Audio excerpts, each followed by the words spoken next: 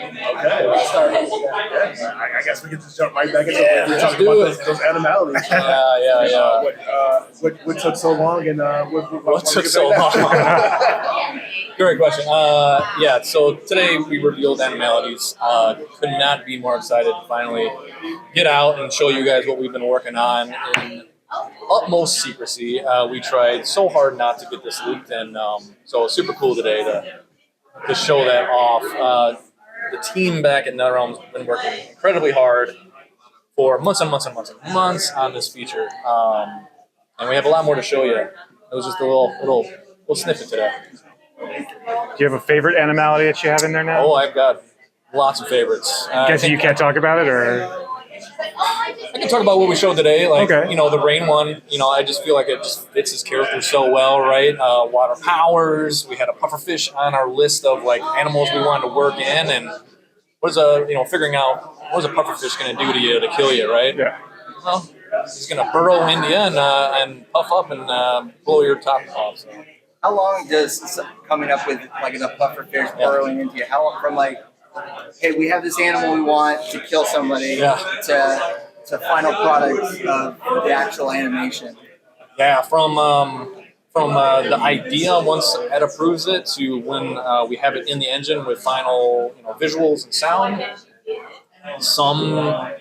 I would say 4 or 5 weeks on average. Yeah, per animality. Now obviously we got lots going in parallel, but it's a big effort and a ton of people working on all different aspects.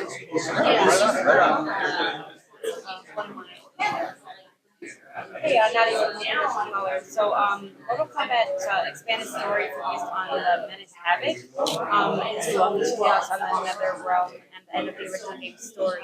What are we going to see now? Because the Khaos Reigns is going to be responsible for reviving Caesar as new. So that was a big reveal. I guess, what can you tell us about the expanded storyline? Well, I don't want to say too much about the storyline. We can talk about Noob and his character. We can talk about Havoc. Which one would you rather prefer? I guess we can talk about Noob. That's the reveal now. The Noob is sort of the dark side of Sub-Zero, but there's a little difference. It's different from the past because we're using sort of a Havoc universe to bring him to life. So it's changed a little bit since then. Havoc, I tried to play Havoc like sort of an evil P.T. Barnum or Vince McMahon type character. He's a showman. He's big and broad and and loud and boisterous. That's sort of his personality. What's the? Do you have any standout stories or something that really is in the forefront of your mind from working on this expansion project that you're just super proud of, like you're a golden child? You mean from this story itself? Yeah. Oh, there's plenty of stuff. Unfortunately, we can't reveal too much of the story. But if you look in the opening, we really enjoyed doing the opening, which is what we showed today. Yeah. And there was a nice bit of setup. Like we had Sector hiding in the trees, and you didn't really know. I think the hardcore fans knew what it was. I love tying the ending and beginning together again. So at the ending, she comes out and reveals herself, and we did that intentionally just for new players, not to be. What's going on? What's this? And to have some setup with it. Gotcha. Right on. So how hard will it be for brand new players getting in, getting the new DLC and all that stuff to be able to pick up and go with all that stuff, given how everything's kind of been rewritten? Well, we're hoping. I mean, we're hoping that they just catch on. Okay. I don't think there's much more setup we can do without us to the story, but So I'm not sure if this is a department, but the game is already so big. It's 100 gigs plus. And now with all this new content, I don't know if I got any more hard drive space for Mortal Kombat 1 on my own system. Is there any way to kind of I don't know, kind of reduce how much space is being used with all this new content being added on? You've got to delete some stuff on there, man. Yeah, unfortunately, we're the artists, but I know the tech team's working to address that kind of stuff. Yeah. So we hear you. Storage is cheap. I mean, just start deleting stuff. 2 terabytes in my You need more. But do you have a kind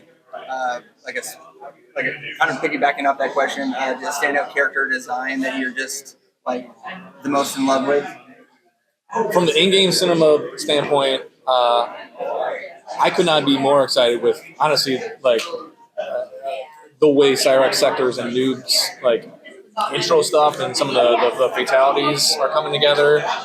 Obviously, I can't go into details with them. We'll show them soon, and I can't wait because they're gonna blow your guys' mind. But they're just a step up, and it's really cool too because like they're reinvented, right? So like the gloves are off, and we can really go into different directions with their stuff and their personalities and the way they look and behave and stuff. So What's your awesome. what's your workflow for something like that from start of idea to final project? Do you work you film yourself dancing around or Yeah, so our animators do a lot of like throw up cameras and they'll do some performances, and it really does kind of help us like zero in on like, I like the way this is working, this could work, let's throw this away or let's tweak that. So it really kind of helps with like a little bit of like the previs kind of stuff.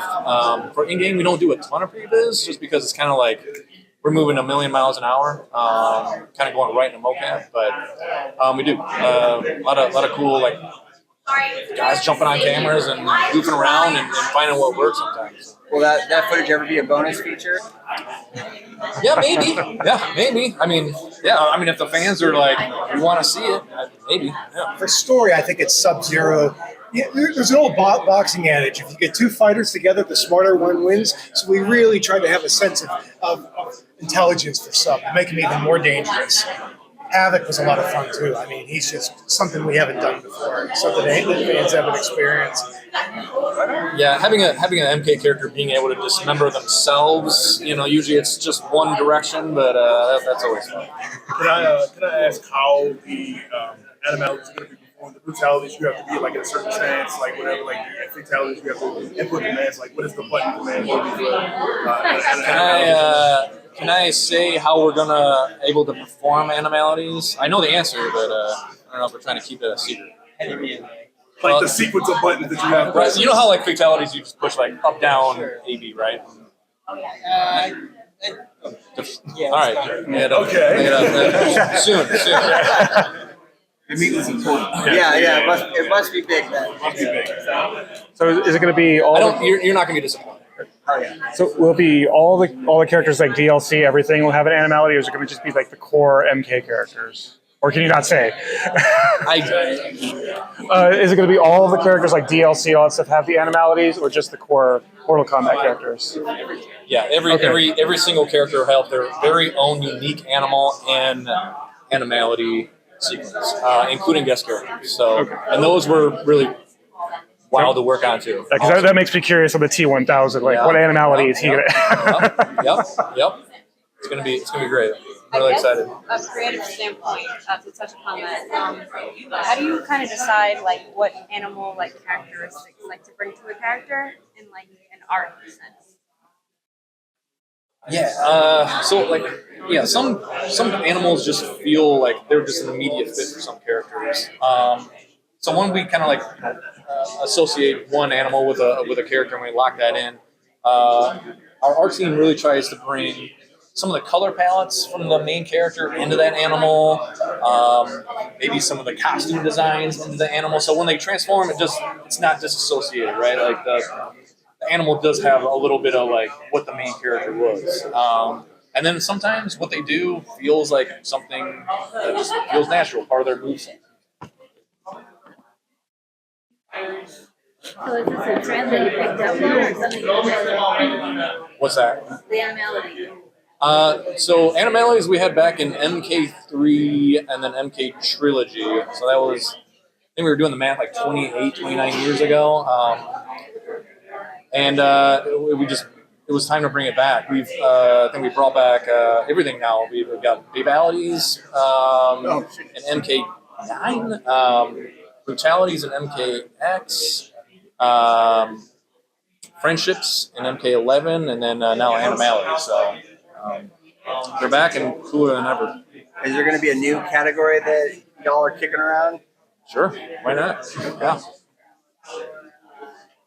Is there ever a limitation where it was like with the fatalities where maybe we've gone a little too over the top with this, we've got to like dial it back, or is it just go what everybody, the entire team goes, Okay, that's good. Yeah, we present a lot of ideas to Ed, and sometimes the ideas go too far, and he does a great job of like, guys, let's pull it back a little bit. And we're like, yeah, absolutely. Yeah, we don't get to we can't kill characters in story too much. I'm not going to cut Johnny Cage's head off. We'll usually find monks or fighters or ninjas to do that to. So we don't get that too often, but there have been times where we've been influenced by a movie. Like there was one time I said, hey, let's do this. And we were throwing bottles in people's face and smashing them. And then they're like, no, you can't do that. Or like we'd have a character, like one of our good guy characters bite somebody. And they're like, no, he wouldn't do that. Kano can do that. But, somebody else, like Graydon can't. So, that would be weird. Yeah. So, and that's what we run into a lot. We love to brutalize them as much as we can, but it still has to fit into the story. Mm-hmm. Do you ever have to keep like the censorship board or the ratings board in the back of your head when you're working on stuff, or is that for legal to worry about? Within reason, like story, like for Josh can be as brutal as he wants, but since ours plays more like a movie, we'll get a different reaction from an audience, almost like there's seeing like almost a regular death. And so we have to be really careful how much, if we're playing it like a movie, how far we can go with it. And plus, there's a certain sense of humor in games. So if we would do that, we'd try to make it a little lighter and funnier at times. Yeah, the art's getting more and more real, but we have fun with these. They're silly, over the top moments, and we love making them. It's gotten interesting with the new tech out. We can do a lot more stuff. So do you look across the pond like to China and to Japan for your inspiration? For what? I'm sorry? Do you look like to China or Japan for inspiration? I know look in- there's a lot of fighting.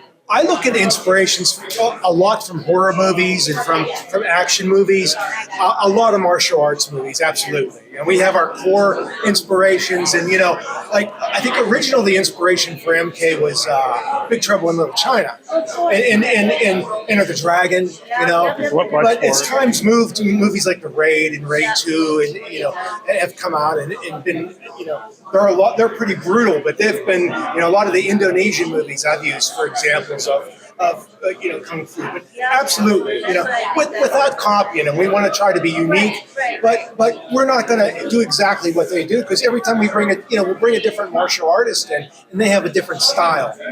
So yeah, it really depends on who.